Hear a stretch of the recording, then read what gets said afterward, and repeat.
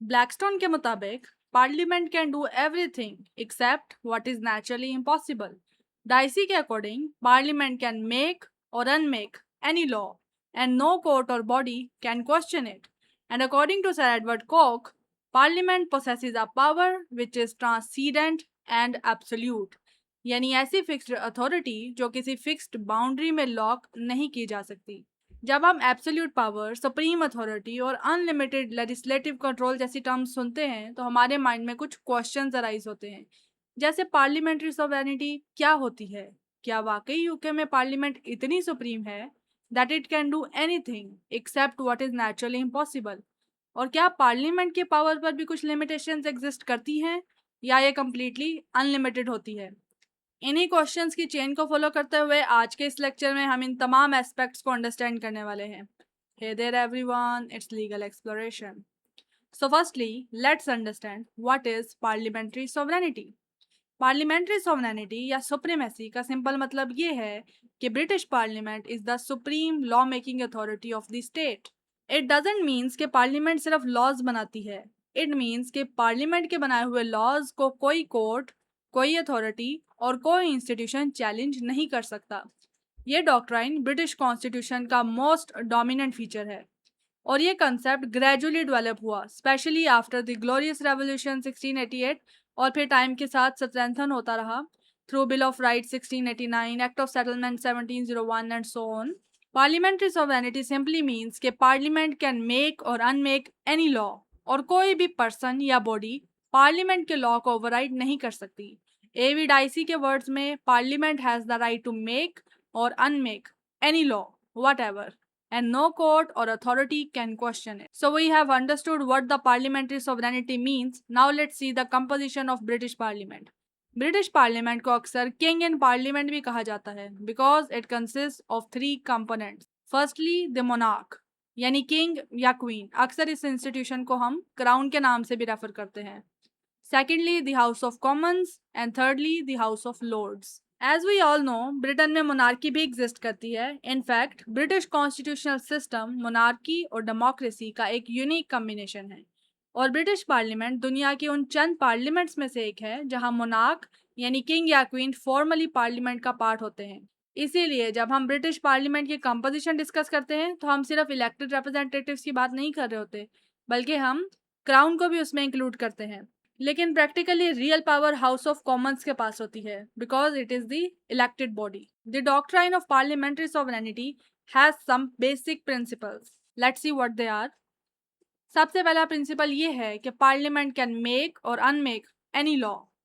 It means कि parliament किसी भी सब्जेक्ट मैटर पर लॉ बना सकती है, चाहे कॉन्स्टिट्यूशनल मैटर हो, क्रिमिनल लॉ हो, सिविल राइट्स हो, गवर्नेंस का स्ट्रक्चर हो, टैक्सेशन हो या किसी और पब्लिक इशू से रिलेटेड कोई मैटर हो। इनफैक्ट ब्रिटिश पार्लियामेंट के लेजिस्लेटिव अथॉरिटी पर सब्जेक्ट मैटर की कोई लीगल लिमिटेशन एग्जिस्ट नहीं करती। It can make law on any subject matter. Secondly, no parliament can bind a future parliament. It means कि आज की पार्लियामेंट कल आने वाली पार्लियामेंट को रिस्ट्रिक्ट नहीं कर सकती। अगर आज कोई लॉ पास होता है तो फ्यूचर पार्लियामेंट उसे अमेंड भी कर सकती है और अपील भी कर सकती है। इसका बेनिफिट ये होता है कि हर पार्लियामेंट को इक्वली सेम अथॉरिटी मिलती है। इस प्रिंसिपल को कॉन्टिन्यूइंग सोवरेनिटी या कॉन्टिन्यूइंग सुप्रीमेसी भी कहा जाता है। ब्रिटेन में पार्लियामेंट अपने आप को फ्यूचर के लिए परमानेंटली बाइंड नहीं कर सकती। हर पार्लियामेंट अपनी फुल लेजिस्लेटिव फ्रीडम के साथ ऑपरेट करती है, independent of previous parliaments. And thirdly, courts cannot question the acts of parliament. It means कि अगर पार्लियामेंट ने कोई लॉ पास कर दिया तो कोर्ट उस लॉ को इनवैलिडेट या नलीफाई नहीं कर सकती। कोर्ट्स का रोल सिर्फ इतना है कि वो उस लॉ को इंटरप्रेट करें और उसे अप्लाई करें। इस प्रिंसिपल को स्ट्रॉन्ग लीगल बैकिंग भी हासिल है। In the case of Cheney versus Conn 1968 ये प्रिंसिपल रीअफर्म किया गया कि कोर्ट्स पार्लियामेंट के एक्ट्स की लीगैलिटी पर क्वेश्चन अराइज नहीं कर सकती। So in simple terms, parliament makes the laws and courts interpret it and applies it. अब हम पार्लियामेंट्री सॉवरेनिटी को कुछ एग्जांपल्स के थ्रू समझते हैं। पार्लियामेंट ने इन ब्रिटेन जितने भी एक्ट्स पास किए हैं वो सब इसकी एग्जांपल्स में कोट किए जा सकते हैं। ब्रिटिश पार्लियामेंट ने हिस्ट्री में बहुत सारे एक्ट्स पास किए हैं जो क्लियरली शो करते हैं कि ब्रिटिश पार्लियामेंट कितनी पावरफुल लेजिस्लेटिव अथॉरिटी रखती है। Firstly, let's see public law examples, then we'll go to private law examples. Public law examples में for instance Bill of Rights 1689 ने मोनार्क की पावर को लिमिट किया और कॉन्स्टिट्यूशनल फ्रेमवर्क को रीडिफाइन किया. It was a bold act but British parliament took it because it is supreme. Act of Settlement 1701 ने royal succession के रूल्स क्लियरली डिफाइन किए. सिमिलरली एक्ट्स ऑफ यूनियन 1707 और 1800 ने सेपरेट स्टेट्स को मर्ज करके एक यूनिफाइड पॉलिटिकल स्ट्रक्चर क्रिएट किया. Parliament act 1911 ने हाउस ऑफ लॉर्ड्स की पावर्स को सिग्निफिकेंटली रिड्यूस कर दिया एंड स्टैट्यूट ऑफ वेस्टमिनिस्टर 1931 ने डोमिनियंस को लेजिस्लेटिव इंडिपेंडेंस दी. ये सब एग्जांपल्स क्लियरली शो करते हैं कि पार्लियामेंट कॉन्स्टिट्यूशनल लेवल तक चेंजेस कर सकती है. लेकिन पार्लियामेंट सिर्फ पब्लिक लॉ तक लिमिटेड नहीं है बल्कि प्राइवेट मैटर्स को भी अफेक्ट कर सकती है. फॉर एग्जाम्पल पार्लियामेंट एलियंस को नेचुरलाइज कर सकती है.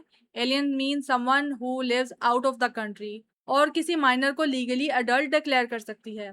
इसी बेसिस पर ये फेमस मैक्सिम है कि British parliament can do everything but make a women a man and a man a women. And according to lord Burleigh England can never be ruined but by its parliament. So overall ये example show करती हैं कि parliamentary sovereignty सिर्फ theory नहीं है बल्कि practical constitutional reality है.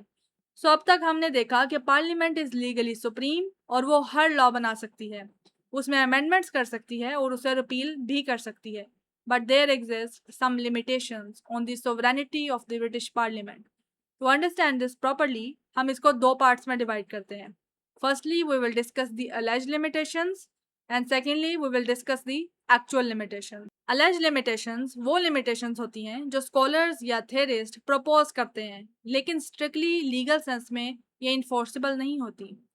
इनमें सबसे पहली लिमिटेशन आती है मॉरल लिमिटेशन. सम पीपल से कि पार्लियामेंट मोरालिटी के अगेंस्ट लॉ नहीं बना सकती, लेकिन legal scholars such as Austin के अकॉर्डिंग लॉ का स्टैंडर्ड मोरालिटी नहीं होता बल्कि वैलिडिटी होता है. अगर पार्लियामेंट ने कॉन्स्टिट्यूशनली वैलिड प्रोसीजर फॉलो करके कोई लॉ पास किया है तो वो लॉ वैलिड है and courts can not invalidate it on the basis of morality. Second alleged limitation is royal prerogatives. Historically monarch के पास वाइड एग्जेक्टिव पावर्स होती थी जिन्हें रॉयल प्रेरोगेटिव्स कहा जाता था, like foreign affairs, defence and many other executive powers. And some people argue that monarch still has hold on the parliament as it is king in parliament in the UK.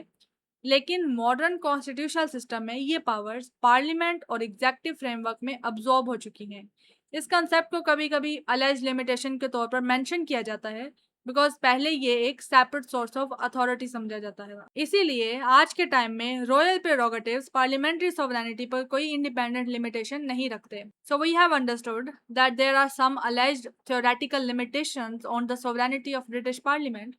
Now let's move towards the actual limitations जो practically constitutional system में operate करती हैं, जिनमें से सबसे पहली है public opinion. Public opinion से मुराद लोगों की राय और रिएक्शन है. थियोरेटिकली पार्लियामेंट कोई भी लॉ पास कर सकती है बट प्रैक्टिकली वो पब्लिक ओपिनियन को कम्प्लीटली इग्नोर नहीं कर सकती. पार्लियामेंट जनरली ऐसे लॉज पास करने से अवॉइड करती है जो पब्लिक ऑपोजिशन या पब्लिक बैकलैश क्रिएट करें, क्योंकि अल्टीमेटली इलेक्टेड रिप्रेजेंटेटिव्स को वोटर्स के सामने अकाउंटेबल होना पड़ता है. इसीलिए पब्लिक ओपिनियन पार्लियामेंट्री सोवरेनिटी को लीगली रिस्ट्रिक्ट तो नहीं करती लेकिन प्रैक्टिकली उसकी एक्सरसाइज को इन्फ्लुएंस जरूर करती है. Moving further we have another limitation which is political constraint. Political constraint को कभी कभी इंटरनल चेक भी कहा जाता है. इट सिंपली मीन्स कि पार्लियामेंट के अपने मेंबर्स और पॉलिटिकल पार्टीज भी लेजिस्लेटिव प्रोसेस पर इन्फ्लुएंस रखते हैं. पार्लियामेंट जनरली वही लॉज पास करती है जो पॉलिटिकली एक्सेप्टेबल और प्रैक्टिकली वर्केबल हों. ऐसे प्रपोजल्स जो ओपनली अनरीजनेबल हों या पॉलिटिकल एम्बैरसमेंट का सबब बने उन्हें सपोर्ट मिलना बहुत मुश्किल होता है. इसीलिए पार्लियामेंट की लीगल अथॉरिटी चाहे बहुत वाइड हो लेकिन पॉलिटिकल रियलिटीज उस अथॉरिटी की प्रैक्टिकल एक्सरसाइज को शेप करती हैं. Moving further another limitation is devolution. Devolution means के यूके पार्लियामेंट ने कुछ लेजिस्लेटिव पावर्स रीजनल लेजिस्लेचर्स को ट्रांसफर कर दी हैं, जैसे Scotland parliament, Welsh assembly and northern Ireland assembly. Legally speaking ऐसा करने से पार्लियामेंट अपनी सॉवरेनिटी लूज नहीं करती एंड थ्योरेटिकली पार्लियामेंट अब भी इन एरियाज में लॉज बनाने की अथॉरिटी रखती है. But practically situation is different. Constitutional conventions के अंडर पार्लियामेंट नॉर्मली डिवोल्व्ड मैटर्स में इंटरफेयर नहीं करती जब तक कि एक्सेप्शनल सर्कमस्टांसेस ना हो। इसीलिए डेवोल्यूशन एक पॉलिटिकल और कॉन्स्टिट्यूशनल लिमिटेशन क्रिएट करती है जहां पार्लियामेंट की सोवरेनिटी लीगली इंटैक्ट रहती है लेकिन प्रैक्टिकली सेल्फ रिस्ट्रेन और पॉलिटिकल एग्रीमेंट के थ्रू लिमिटेड हो जाती है। Another important limitation on parliamentary sovereignty is the Human Rights Framework. UK में ह्यूमन राइट्स एक्ट 1998 के through European convention on human rights को डोमेस्टिक लीगल सिस्टम में affect दिया गया है। इस फ्रेमवर्क के अंडर कोर्ट्स पार्लियामेंट के एक्ट्स को स्ट्राइक डाउन नहीं कर सकती, लेकिन अगर कोई लॉ ह्यूमन राइट्स के अगेंस्ट हो या उससे इनकंसिस्टेंट हो तो courts declaration of incompatibility issue कर सकती हैं। मगर अगर पार्लियामेंट चाहे तो ऐसे लॉज को मेंटेन भी कर सकती है, but practically declaration of incompatibility parliament पर पॉलिटिकल और कॉन्स्टिट्यूशनल प्रेशर क्रिएट करती है कि वो उस लेजिस्लेशन को रिव्यू करे या अमेंड करे। And because courts are the guardians and custodians of the rights, तो उनकी ऑब्जर्वेशन कॉन्स्टिट्यूशनल डिबेट में काफ़ी वेट रखती है। इसीलिए ह्यूमन राइट्स फ्रेमवर्क पार्लियामेंट की लीगल सॉवरेनिटी को अबॉलिश नहीं करता, लेकिन पार्लियामेंट्री लेजिस्लेशन को इनडायरेक्टली इन्फ्लुएंस जरूर करता है। So this brings us to the end of this lecture on parliamentary sovereignty. आज के इस लेक्चर में हमने पार्लियामेंट्री सॉवरेनिटी को डिटेल में डिस्कस किया। We started by understanding the concept itself, then moved toward the composition of the British Parliament, followed by its core principles. We then examined examples and finally discussed its limitations, including the alleged and the actual one. Overall, parliamentary sovereignty remains a fundamental principle of the UK Constitution, but in practice, it is influenced by political and constitutional factors. So that's all for today's lecture. Make sure to check out the full playlist on the British Constitution for more related topics and stay tuned for the upcoming lectures. Subscribe to Legal Exploration for more legal insights. See you in the next lecture. Till then, keep learning and keep exploring law only on Legal Exploration.